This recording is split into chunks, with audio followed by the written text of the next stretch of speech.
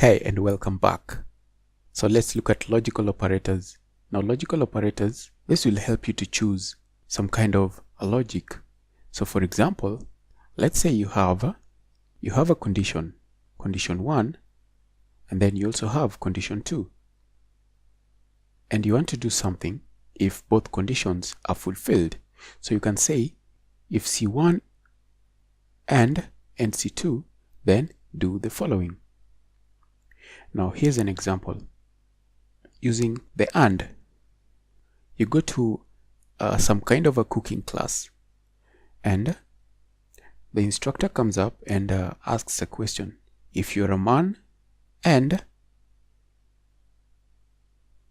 you can't cook,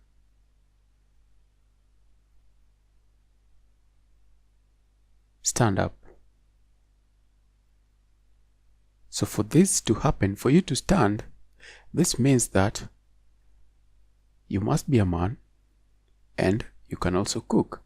Because if you're a man but you can't cook, you will not stand up.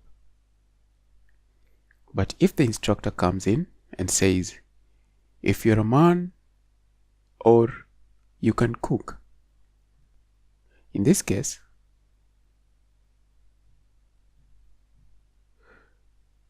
a man will stand. As long as you're a man, you're going to stand.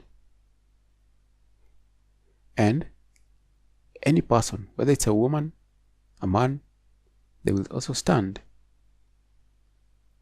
And then maybe you can also have, if you're not a man,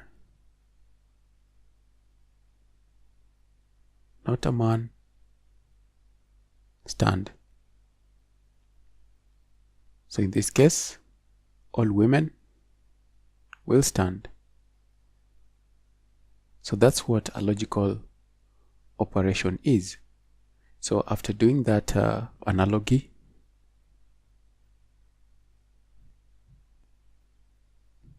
we have this table here. So let's start with the not. This is very easy to understand. If not, then if you're not a man,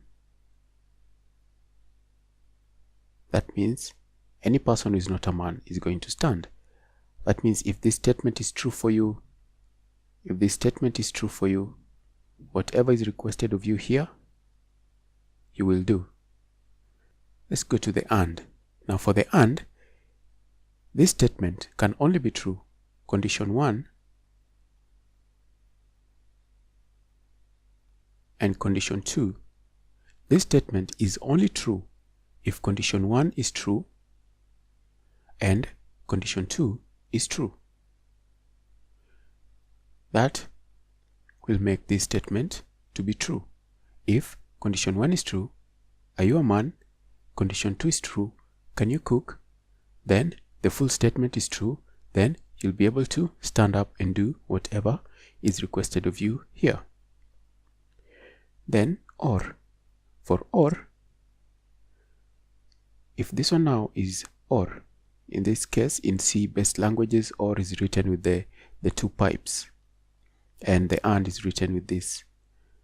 But there are certain programming languages that you'll just write them AND or OR. So in this case, OR, condition 1, if condition 1 is true and condition 2 is true, then this full statement is true.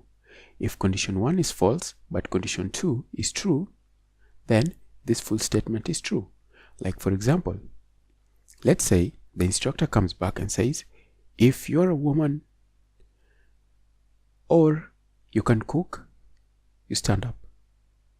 So two people will stand. You are a woman is true,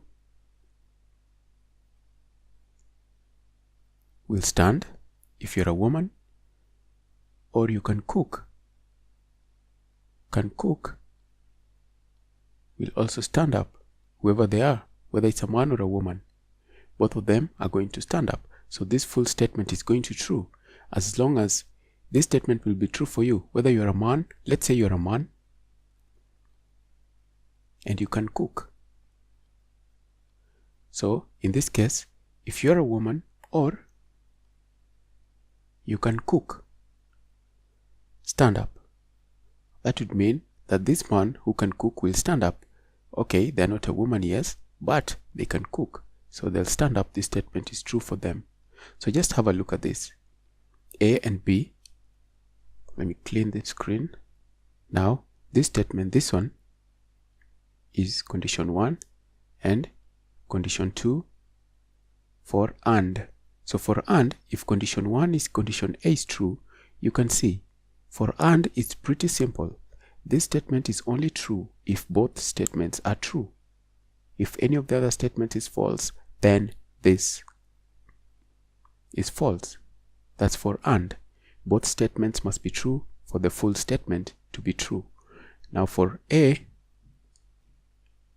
and B, A or B,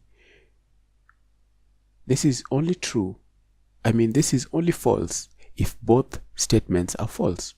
If one of them is true, then the full statement is true.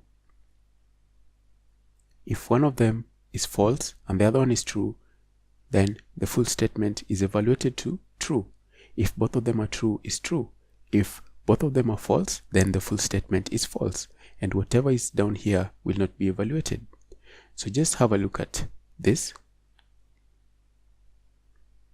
And you can see this is pretty easy to understand. You just know that for the OR, both of them have got to be false for it to be false. For the AND, both of them have got to be true for the full statement to be true. So you're going to see this when we get to conditionals, things like if. If this statement is true, do Y. If this statement is false, do X. So I'll see you in the next video where we'll continue with our introduction to programming course.